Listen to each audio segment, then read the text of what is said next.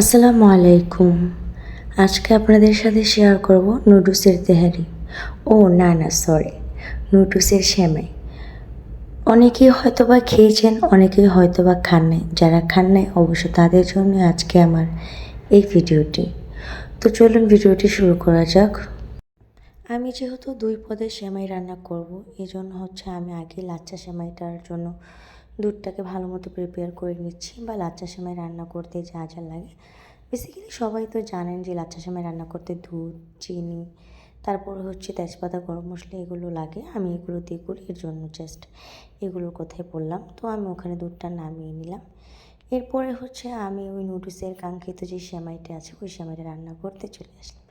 তো আপনারা শুরুতেই দেখে নিলেন যে আমি সেমাইটা রান্না করার জন্য নুডলসটাকে একটু ভেজে নিয়েছি।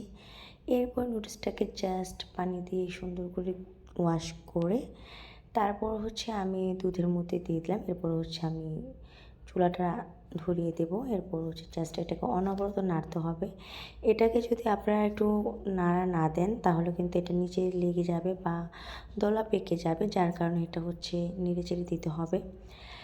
এরপরে আমি এখানে আমার পরিমাণ মতো চিনি দিয়ে দেবো। আর আসলে এটা নর্মালি সেমাই যেভাবে রান্না করে সেভাবে রান্না করে, জাস্ট নুডলসটাকে আলাদা করে সিদ্ধ করার কোনো প্রয়োজন নেই। এটা দুধের সাথে দিলে সিদ্ধ হয়ে যাবে। তো দেখতেই পাচ্ছেন আমার কিন্তু অনেক সুন্দর নুডলসটা সিদ্ধ হয়ে গিয়েছে দুধের সাথে। আর আমি এখানে কিন্তু তেজপাতা, গরম মশলা দিয়ে দিয়েছিলাম বা এলাচ দিয়ে দিয়েছিলাম। এতে করে নুডলসের যদি কোনো এক্সট্রা কোনো স্মেল থাকে বা দুধের স্মেল থাকে তাহলে কিন্তু চলে যাবে।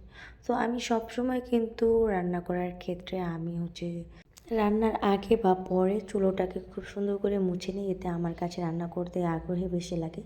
বা দেখবেন রান্নাঘর যত পরিষ্কার থাকবে তত রান্নার আগ্রহ বা কাজের আগ্রহটা বেড়ে যায়। যাই হোক, সেদিকে আর না যায় আমি ওইখানে দুধটাকে যেহেতু ঠান্ডা করতে দিয়েছি, তো আমি চুলোটাকে খুব সুন্দর করে এই ফাঁকে মুছে নিলাম। আর এখানে আমি ভিমবার দিয়ে চুলোটাকে মুছে নিচ্ছি খুব সুন্দর করে। আমার দুধটা যেহেতু একদম ঠান্ডা হয়ে গিয়েছে, এখানে আমি লাচ্চা সেমাইটাকে ভিজিয়ে নিয়েছি। আর কিছু সেমাই ছিল সেটাকে আমি উপর দিয়ে খুব সুন্দর করে দিয়ে দিচ্ছি।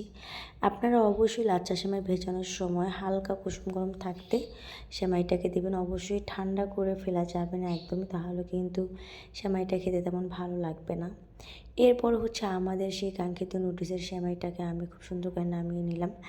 আপনারা যারা যারা এই সেমাইটা খেয়েছেন তারা অবশ্যই জানবেন যে এই সেমাইটা খেতে কত বেশি মজা। আর যারা যারা খাননি তারা অবশ্যই একবার হলেও ট্রাই করে দেখবেন। এই সেমাইটা কিন্তু খেতে অনেক বেশি ভালো লাগে।